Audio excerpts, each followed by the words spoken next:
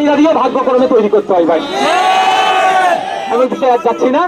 তো ৭৫,০০০ বিঘা একার সম্পত্তি এখনো উদ্ধার করতে পারেনি। রাজ্য সরকার কবে উদ্ধার করবে সেটাও ডেডলাইন বলে দিক।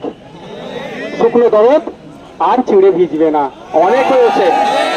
আর আপনাদের দুটো শক্তি বিজেপি তৃণমূলকে বাংলার মানুষ বুঝে নিয়েছে। একের পর এক জায়গা থেকে যেভাবে আপনারা মিলেমিশে চলছেন, যাদের জেলের মধ্যে থাকার কথা তারা বেল পেয়ে যাচ্ছে। কি সেটিং আপনারা করেছেন ভাই? আমার তিলোত্তমার পরিবার, আমার বোন, আমার বাড়ির কন্যা, আমার বাড়ির মেয়ে বিচারটা ঠিকঠাক পেল নাই মনে করি। সঠিক বিচার হলে শাসকের অনেকে জড়িয়ে পড়তো। আর শুভেন্দু বাবুরা বলছে বলছে হিন্দু হিন্দু ভাই ভাই। তো হিন্দু হিন্দু যদি ভাই ভাই হয়, আমি ভাই কারো ধর্ম নিয়ে কোনো কথা বলি না, তাহলে আমাদের বলুন তিলোত্তমার পরিবারটা কি? তিলোত্তমার বাবার ধর্মীয় পরিচয়টা কি ভাই? তাহলে তার জন্য আর কথা বলছে? শুধু হিন্দু হিন্দু ভাই ভাই, আর ভোট মিটে গেলে কি বলবে? আর বলবো? বুঝতে পারছেন তো? হিন্দু হিন্দু ভাই ভাই, আর উত্তর প্রদেশে দলিত হলে মার খায়। হ্যাঁ, হিন্দু হিন্দু ভাই ভাই, দলিত হওয়ার জন্য পিটিয়ে মেরে দিচ্ছে ভোটের জন্য ভাই ভাই।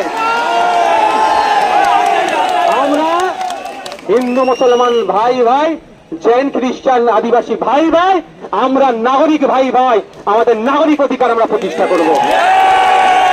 আমার ভাই, দলিত আমার ভাই, মুসলমান আমার ভাই, আদিবাসী আমার ভাই, উচ্চবর্গের মানুষ আমার ভাই, তৃতীয় বর্গের মানুষ আমার ভাই। আমরা মানুষ, আমরা নাগরিক, আমরা ভাই ভাই। আস্তে আস্তে আপনারা বিদায় নিন।